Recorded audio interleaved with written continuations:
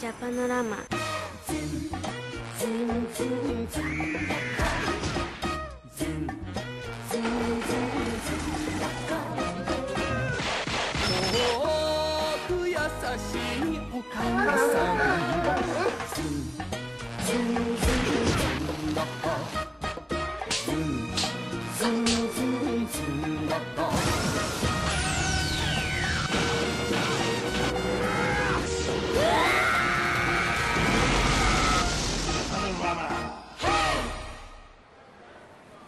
Konnichiwa and welcome to Japanorama.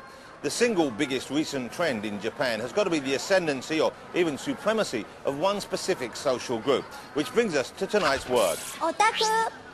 Which means? Geek or nerd. That's right. Otaku are mostly young men who are often socially inept and obsessed with things like comic books, animation, computer games and, of course, collectible figures. Young men with whom I feel a very strong personal bond, because if you were to strip away the contact lenses, the snazzy clothes, the £500 haircut and the endearing speech impediment which I've so carefully nurtured over the many years I've been on television, then you would see the otaku lurking within. An otaku has a very keen and special interest in tonight's programme.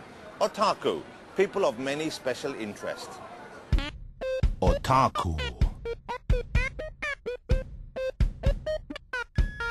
Otaku. Otaku is a term describing people with certain obsessions. People whose narrow, highly specialised interests pervade their thoughts, dominating their every waking moment.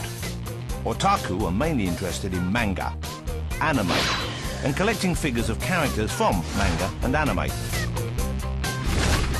An otaku usually wears spectacles and cheap clothes. Fashion does not interest an otaku.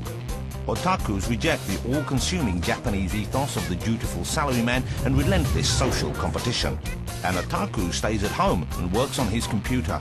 An otaku does not socialise. Otakus have long been the outcasts of Japanese society, but today all that has changed. Otaku! Otaku! Otaku! Otaku! Otaku! The day of the otaku is here.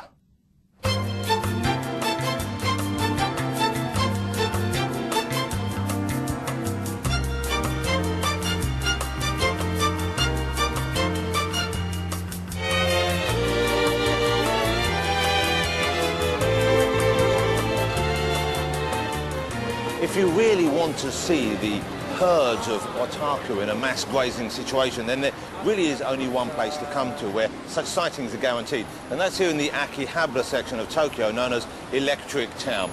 To the otaku, this place really is Gokuraku, or paradise. It's otaku paradise because it's full of their greatest loves: manga, anime and model shops. It was here the otaku revolution took root. Here these shy, shunned creatures first emerged from their bedrooms to become an important social group in 21st century Japan.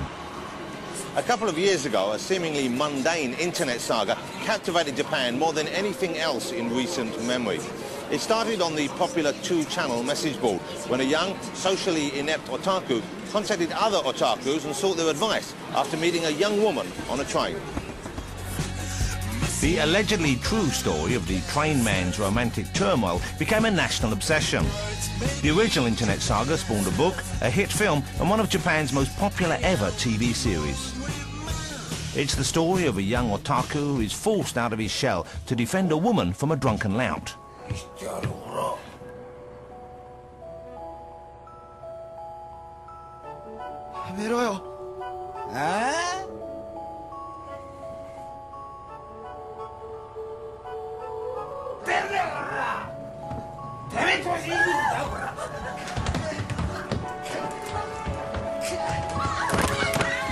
The incident inadvertently sparks a friendship with the woman.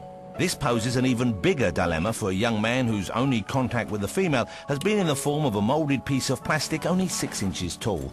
So he seeks advice on the internet from other otakus who help him navigate the rocky road to romance. The success of the series helped change the perception of otakus from nerdy, obsessive freaks to romantic knights in shining spectacles. The typical otaku tends to be very antisocial, So we are really pleased that this film has helped them overcome this isolation by reaching out to one another. 結構多いと思うんですけど。 No longer the discarded crusts on the loaf of Japanese society, otakus are now the toast of the town. Say it loud and say it proud. Yes, I am otaku. I am otaku. I am otaku. I am otaku. We are otaku.